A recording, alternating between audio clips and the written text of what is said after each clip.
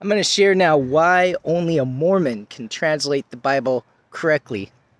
According to Joseph Smith's letter to Isaac Gallant while he was in Liberty Jail, he defined the restored gospel as the right to accept all truth without limits, so long as it is plainly manifested to our minds and we have the highest degree of evidence for the same.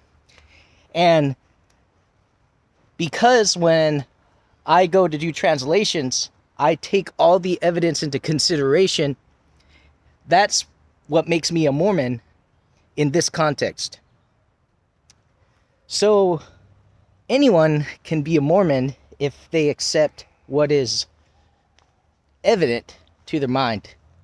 And this definition is brand new to a lot of people, but it's the definition that Joseph thought of the restored good news. And so it opens up a lot more questions, like how are all the other statements referring to the gospel relating to that one? And so there's where I want to issue a big challenge, because if the other definitions of the gospel don't align up to that one, then either Joseph lied to Isaac Gallant or he lied somewhere else, because both can't be true at the same time. And so that's a special indication right there that there's a huge epiphany to be gained by reading Nephi, 3rd Nephi, where Jesus is claiming that anything more or less than what he was saying is not his gospel, not built upon the rock. So this leads me to Jesus' conversation with Peter. Jesus said, "Who do you say that I am?" In other words, Peter had to make up his own Mormon mind in order to come to that conclusion. But how would he know? It's because Jesus' Father revealed it to him. But the question wasn't, who do you think that God is telling you I am?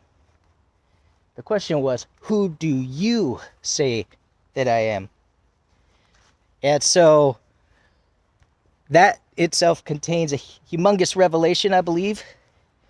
And I think it really gets to the doctrine of agency that we see in D&C 93.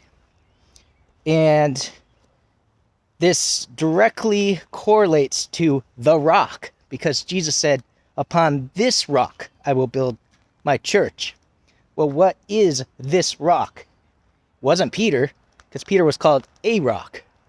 So Jesus is referring to a previous thing that happened, and that previous thing was him acknowledging that having direct revelation, or in other words, what is plainly manifested to one's mind. And so that is why only a Mormon can translate the Bible correct, because a Mormon is dedicated to what is plainly manifested to our minds with the highest degree of evidence of the same. And so this brings us all back to the sermon to the Nephites.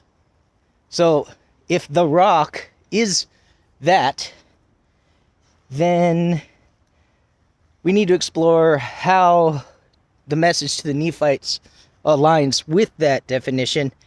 And if it doesn't, then the Book of Mormon is false. But maybe it's not the Book of Mormon that's false. Maybe our perception filter is off.